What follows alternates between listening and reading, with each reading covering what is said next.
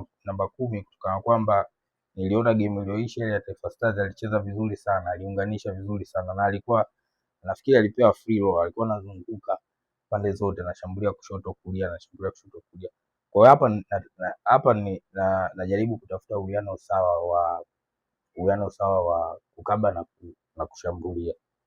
Lakini ya upande wa Kibu huku nimemweka Kapombe kwa sababu kuna yule jamaa yule Lukman yule jamaa noma sana. Huko Kapombe shughuli anayo. Kwa hiyo ndio nimemweka Kibu hapa ili awe anasaidia kidogo katika kukaba.